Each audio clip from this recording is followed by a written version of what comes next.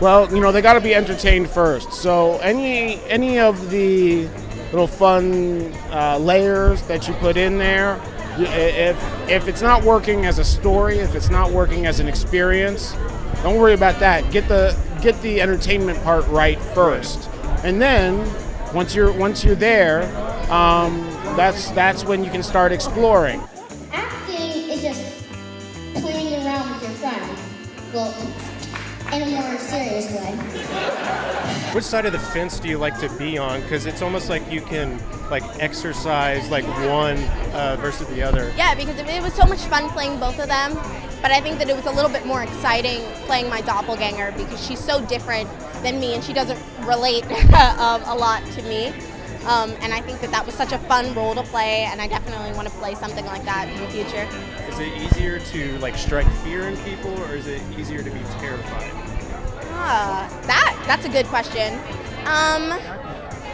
I think that it's a little bit easier striking fear in people because as humans we don't experience a lot of that chilling fear, that the Wilsons do.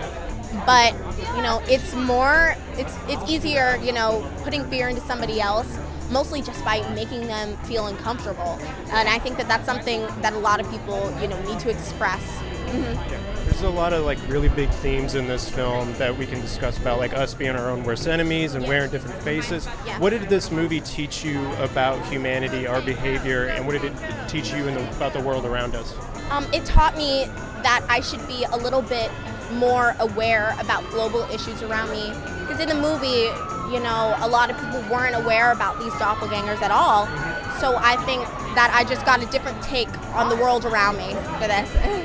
I live with courage, which means that you're fearful, but you carry on, And so... After today, you can't be like M'Baku anymore. It's not... What sort of conversations did you have with Jordan after the success of Get Out that you felt like this was a good direction for both of your careers? The conversation was very one-sided. It was really like, I said, do you want to make a sequel? Of course. He said no.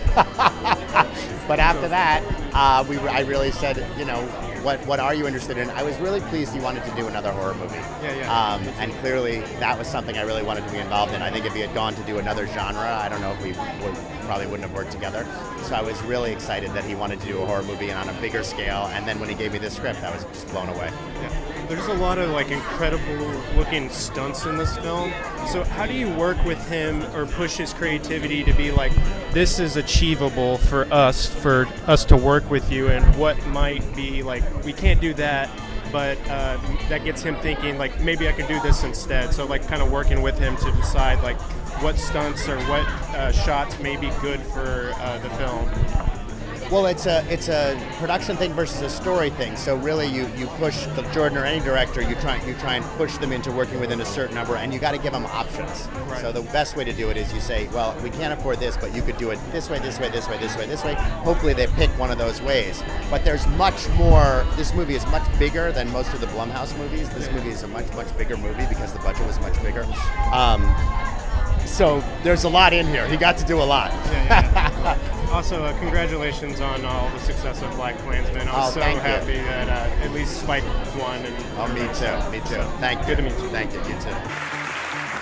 You guys, thank you for believing in me and committing to help artists tell original stories. I think it's really important, and I'm forever grateful.